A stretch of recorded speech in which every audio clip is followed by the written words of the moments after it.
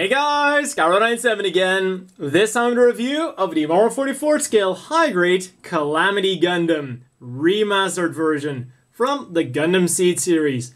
So for color scheme, we get a pretty unique one. For most of it, we get this mix of bluish green, which according to the manual is 50% indie blue and 50% emerald green. But unfortunately, my camera, even after tinkering with the settings, seems to prefer the indie blue part of it, because it is slightly more green in real life. What it is picking up as green is the very dark portions here, also on the shoulders, the legs, the bottom of the feet, the backpack, and that is in fact very dark green. Then we get some orange yellow for the chest, the V-fin, shoulder armor. These pieces are also parts. And finally, for the mobile suit itself, we get some light gray for the joints, the hands, the abdomen, the very nice beam cannons, and some other minor details here and there. Then finally, because it is of course the remastered version, we get very nice gunmetal for the bazooka. It's slightly shiny, just the way we get it with all of the remastered Gundam Seed models. Then we also get a few stickers, but really not a lot of them. We get the usual eye stickers, we get a nice shiny metallic one for the Scylla cannon. One of the few times I'm okay with having shiny stickers, because well, for that cannon it definitely makes it stand out. Then we get one for the main camera and a white one for the scope of the beam bazooka. This thing being the remastered version, we of course also get the generic sticker sheet for the Alliance. We get the Omni insignia, we get the Omni name, we get all the model numbers, and unfortunately, a phase shift armor sticker. This thing, of course, uses trans phase armor, the second generation phase shift armor. And if you want, you can assign him to the Archangel.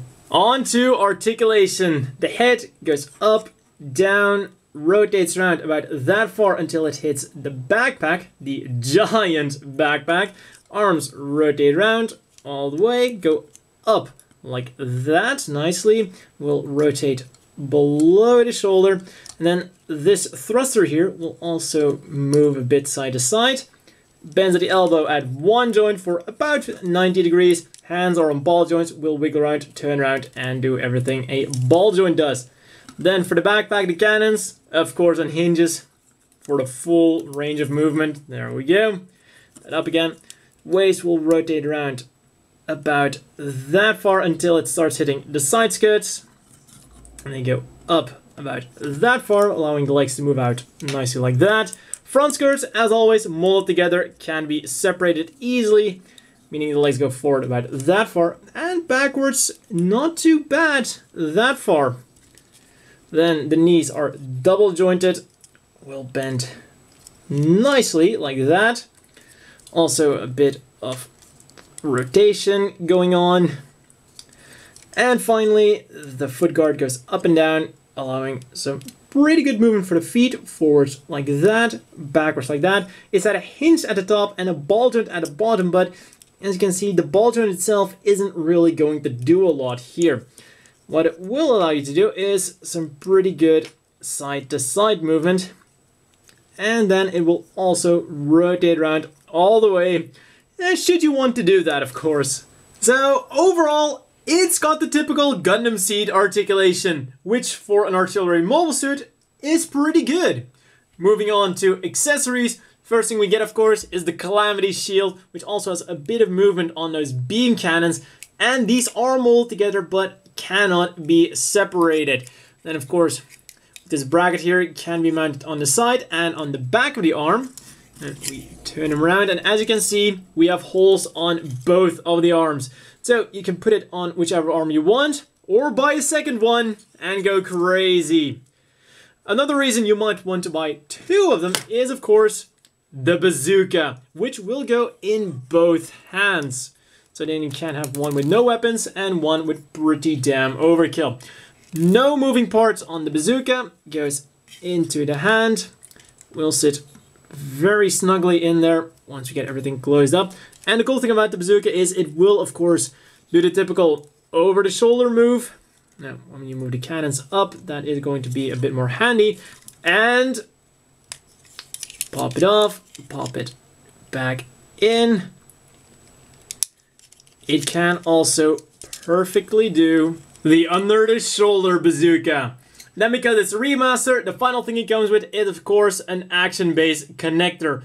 This is the generic one, which pretty much involves you ripping him apart and yeah, moving around. Sometimes his manhood does tend to fall off. So then simply put this on here and put him back together.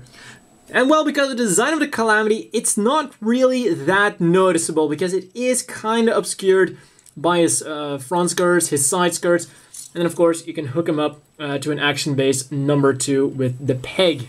As always, the inevitable question is, do you want to buy this? Yeah, the Calamity Gundam is your standard run-of-the-mill Gunpla kit in a good way. Doesn't do anything bad, doesn't do anything too fantastic, but it looks like it should, comes with everything it should, has some pretty good articulation for an artillery mobile suit, and for 1,200 yen, that's a pretty good bundle of destruction. So really, if you like the Calamity, there is absolutely nothing stopping you from going ahead and buying this right now. It's a solid model kit. Now for some size comparisons, first of all, here he is next to the No Grade Raider and the No Grade Forbidden. Then next to his predecessor, the Buster, and the new Ailstrike Gundam.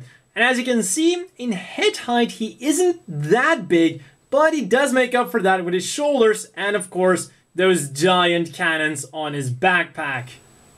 Finally, here he is next to the standard size Gym Custom and the always massive Zaku 3.